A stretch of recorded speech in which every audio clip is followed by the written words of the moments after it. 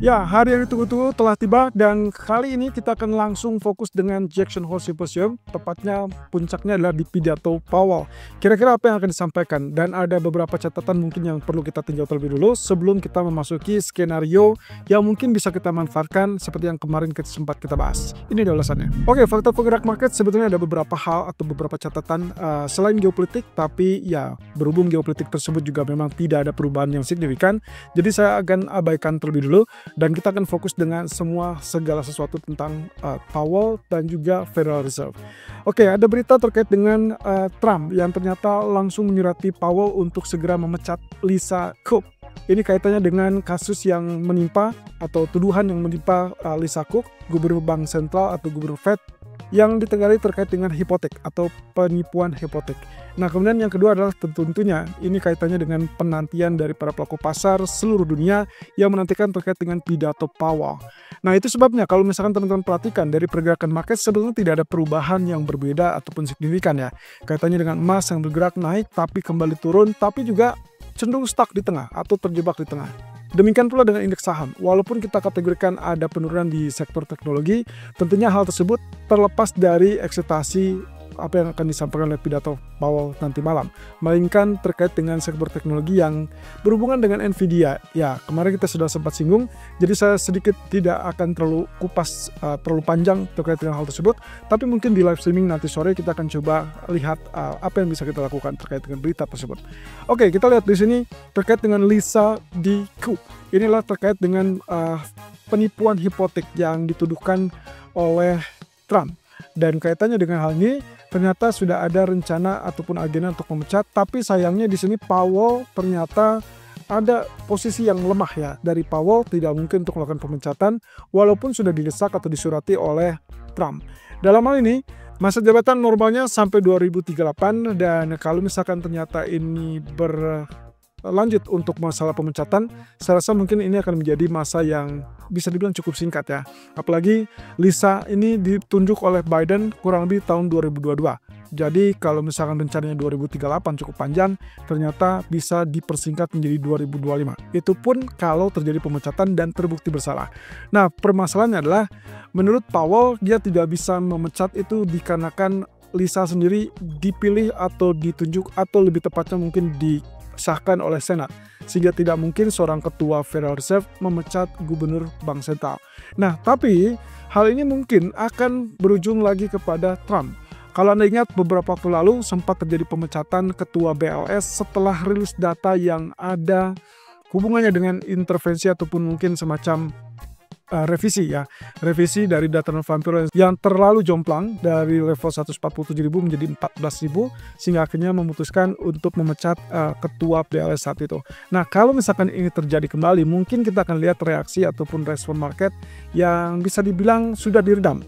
Karena apa? Karena posisinya ini tidak tepat. Karena nanti malam kita akan dengarkan pidato dari Powell, kemudian kita ingin dengarkan kira-kira apa alasannya untuk saat ini untuk masalah suku bunga. Dan kira-kira apakah akan ada perubahan apa tidak. Jadi kalaupun misalkan ini terjadi pemecatan, kelihatannya kita baru akan lihat minggu depan. So hati-hati minggu depan mungkin gejolak market bukan lagi terkait dengan pidato Powell, melainkan terkait dengan apakah dipecat apa tidak. Kalau dipecat, kita sudah tahu situasinya adalah ada kondisi di mana Trump memiliki kesempatan untuk memperbanyak peluangnya untuk penurunan suku bunga. Dikarenakan komposisi dari yang saat ini terjadi, sudah ada 3 orang, ada Waller, Bowman, kemudian juga terkait dengan Stephen Miran yang baru saja ditunjuk menggantikan Adriana Kruger, itu jelas menjadikan mereka memihak kepada Trump untuk memangkas suku bunga. Nah, berarti kalau misalkan Lisa Cook ini dipecat atau katakanlah didesak mundur, dan akhirnya terjadi, maka kita akan dapatkan tambahan 1 orang lagi yang pro terhadap kemungkinan pemangkasan suku bunga. Berarti kan ada 4 dari 6 anggota ataupun Dewan Gubernur yang kemungkinan kita akan lihat di situ semakin banyak yang mendukung kepada pemangkasan. Nah, kaitannya dengan komposisi Fed menjelang Jackson Hole Symposium, walaupun kali ini atau hari ini kita tidak akan mendengarkan banyak dari beberapa pejabat Fed ya, karena yang paling disinggung atau yang ditunggu adalah pidato dari sang ketua, yaitu Jerome Powell. Tapi ada baiknya kita lihat terlebih dulu positioning dari voting ataupun voter-voters yang ada di Federal Reserve untuk masa 2025. Apalagi ini kaitannya dengan pertemuan FOMC di tanggal 17 dan 18 September mendatang. Oke, kita lihat di sini. Ada Jeffrey Smith dari Kansas Kansas City Fed sekaligus sebagai tuan rumah Jackson Hole Symposium, yang ternyata bagi Jeffrey Smith mengatakan bahwa tidak perlu penurunan buru-buru terkait dengan suku bunga tersebut. Hal ini dikarenakan inflasi masih relatif lebih dekat ke 3% daripada 2%. Itu yang disampaikan oleh Smith. Jadi artinya kita anggap ini adalah statement yang relatif hawkish yang mendukung untuk kemungkinan voting di bulan September nanti. Kita sudah tidak kaget kalau misalkan ada suara yang relatif mempertahankan tingkat suku bunga. Nah, patokan yang berikutnya adalah terkait dengan Elizabeth Hammack. Tapi sayangnya Hammack ini ternyata di tahun 2025 tidak menjadi voters. Dia akan menjadi voters di tahun 2026. So akan sangat layak ditunggu kalau misalkan di 2026 nanti apakah dia akan relatif hawkish atau dovish. Mungkin akan disesuaikan dengan kondisi inflasi ke depannya. Karena dalam pernyataannya menurut Hammack juga sama, tidak mendukung untuk pemangkasan. Kalau misalkan terjadi pertemuan besok, dia tidak akan mendukung untuk pemangkasan secepatnya, tapi dia akan melihat kepada data. Tapi basically dia setuju kalau misalkan ada kebijakan yang tidak terlalu ketat untuk menekan inflasi. Artinya tidak terlalu ketat ya, of course itu berarti tidak menyinggung terkait dengan kenaikan suku bunga. At least ada satu poin di sini dari Hammack bahwa dia tidak mendukung kalau ada case untuk menaikkan suku bunga. Nah, kemudian dampak tarif sendiri baru kita lihat di tahun depan. Nah, kalau misalkan lihat dari secara keseluruhan, berarti saya asumsikan ini pun kecenderungannya untuk sementara ini hawkish ya. Walaupun ya beruntung karena Hammack tidak masuk ke dalam kategori voters untuk tahun 2025. Nah, di sisi lain ada Austan Goolsbee dan juga Susan Collins dari Boston dan juga dari Chicago. Nah, Austan Goolsbee ini sebetulnya positioningnya tetap dalam situasi kecenderungan dovish untuk memangkas suku bunga. Cuman di sini dia tidak mau tergesa-gesa. Ya, berarti kita asumsikan dia netral dan akan sangat bergantung pada data. Intinya adalah data NFP ataupun CPI yang akan rilis 2 minggu ke depan dan itu akan diperhatikan betul-betul. Kalaupun misalkan ada perubahan, ya mungkin disitulah dia akan memutuskan apakah mendukung untuk pemangkasan atau tidak. Ya, ini kaitannya dengan September tentu yang paling dekat. Nah, kemudian Susan Collins dari Boston ternyata memberikan indikasi bahwa dia mendukung, ya bisa dibilang mendukung hampir 100% ya untuk masalah pemangkasan di bulan September atau secepatnya di bulan mendatang. Nah, ini berarti akan ada dukungan lain kalau misalkan benar-benar terjadi posisi dovish dari statement Powell nanti malam. Nah, seingat saya, Mary Daly pun salah satu yang relatif dovish ya untuk saat ini karena dia juga mempertimbangkan bukan ke masalah inflasi tapi ke masalah tenaga kerja. Dan dia juga yang menyinggung bahwa kalaupun misalkan dilihat dari apa yang terjadi dalam 1 atau 2 bulan terakhir, dia menyimpulkan bahwa akan lebih baik untuk bertindak terlebih dulu, ini kaitannya dengan inflasi, daripada terlambat bertindak.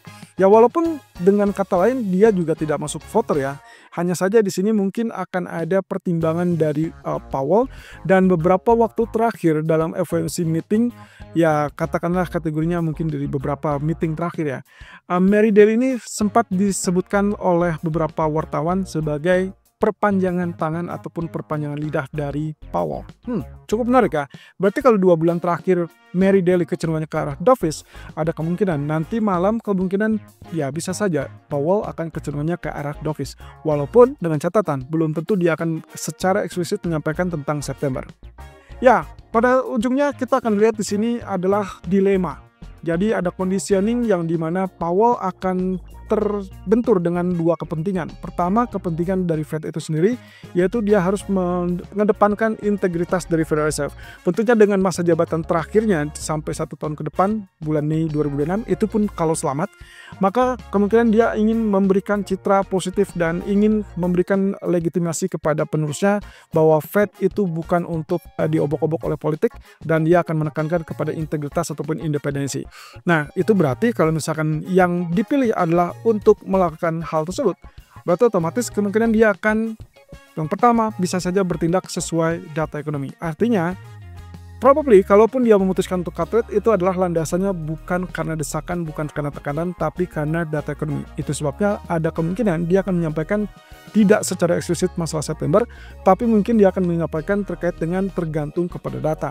Nah, saya rasa itu yang akan lebih fair karena kemungkinan ini juga akan menjadi isyarat penting untuk berikutnya.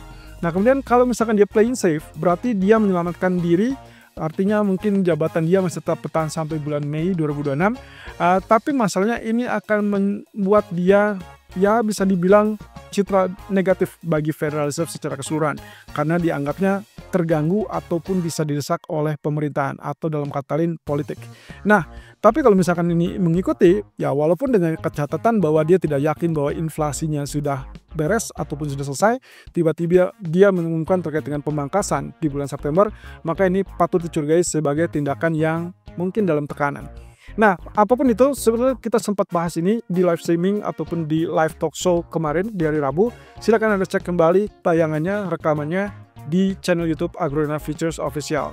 Nah, kaitannya untuk nanti malam, kalau misalnya kita lihat dari skenario-nya, kemungkinan ada 3 hal yang mungkin bisa terjadi. Ada dovish, neutral, dan juga hawkish. Tapi khusus untuk dovish dan neutral, kelihatannya akan mirip-mirip. Jadi kecenderungannya cuma dipilih terkait dengan apakah dia akan eksplisit atau tidak terkait dengan September. Artinya, kalau dia eksplisit, kita artikan dia dovish atau sangat dovish. Dan sementara kalau tidak terlalu memprioritaskan bulan, artinya tidak memberikan spesifik bulan September, berarti itu dikategorikan dia less dovish atau kecenderungannya netral. Ya, kalau misalkan 2 itu yang muncul, maka ujungnya adalah tetap kebijakan akan bergantung pada data ekonomi. Dan itu akan tertuju kepada data tanggal 5 dan juga tanggal 11 September. Berkaitan dengan NFT dan juga data CPI. Nah, tapi kalau misalkan ternyata hawkish, maka ini akan tetap menyinggung terkait dengan inflasi. Dan kemungkinan yang paling ditekankan adalah terkait dengan tarif inflation. Ataupun kita sebutnya dengan dampak dari tarif terhadap inflasi. Nah, kalau itu terus-terusan yang dikumandangkan atau disinggung, maka kita hampir dipastikan tidak akan melihat adanya penurunan suku bunga. At least September tidak ada. Ya, kalau begitu kita tinggal tunggu dot plotnya apakah akan ada perubahan apa tidak. Karena berarti sampai saat ini dot plot tidak terlalu jauh. Itu menyisakan 2 kali pemangkasan di tahun 2025. Nah, kaitannya dengan skenario-nya, kemungkinan potensi responnya akan seperti demikian. Ini juga sudah kita bahas kemarin. Jadi Anda bisa lihat tayangan ulangnya secara lengkap. Jadi intinya adalah kalau misalkan hawkish tentunya akan menyebabkan pengerakan ataupun kenaikan. Itulah US dollar dan itu berarti USD Japanese yen akan mengalami kenaikan. So buy USD Japanese yen akan lebih preferable. Sementara posisi berseberangannya adalah mata uang lain seperti euro, pound sterling ataupun bahkan Australia dollar dan termasuk emas dan juga saham itu akan relatif turun sehingga Anda bisa pertimbangkan untuk lakukan sell. Ingat ini hanya diberlakukan kalau ternyata hawkish dengan defisit tadi bahwa dia tidak akan menyinggung terkait dengan cut rate karena berhubung inflasi tarif yang masih tetap mengganggu. Oke, kemudian terkait dengan dovish ataupun neutral. Ini sebetulnya sama, skemanya ataupun reaksi atau potensi reaksinya akan sama. Cuman perbedaannya kalau dovish dia akan langsung responsif, artinya kalau misalkan dia dovish, emas ataupun saham ataupun currency lain yang berseberangan dengan US dollar itu akan relatif naik. Tapi untuk dolar itu akan turun dan USD Japanese yen akan turun. Nah, tapi untuk neutral kemungkinan kita akan lihat swing low terlebih dulu, penekanan terlebih dulu atau tertekan terlebih dulu karena dia kecewa tidak mendapatkan kepastian September, tapi dia akan kembali bangkit karena ada harapan bahwa Fed tetap membuka diri untuk peluang penurunan suku bunga. Kalimat itu tentunya akan langsung direspon positif kembali sehingga penurunan yang tadinya turun baik itu emas, saham ataupun bahkan currency lain kemungkinan itu hanya bersifat sementara. Dan itu artinya dolar hanya bergerak menguat terbatas dan USD Japanese yen bisa berpotensi berbalik kembali. So dengan demikian secara keseluruhan neutral pun itu akan relatif sifatnya akan mirip dengan apa yang terjadi pada sisi dovish. Jadi hati-hati kalau Anda memutuskan untuk sell di saat neutral statement, maka Anda harus prioritaskan bahwa respon berikutnya adalah tergantung data ekonomi. Nah, nanti sore kita akan coba lihat dari sisi grafiknya, kira-kira apakah akan ada peluang baik itu Dow Jones ataupun Nasdaq turun kembali atau bahkan mungkin emas yang saat ini masih menguji di teritori 3320-an.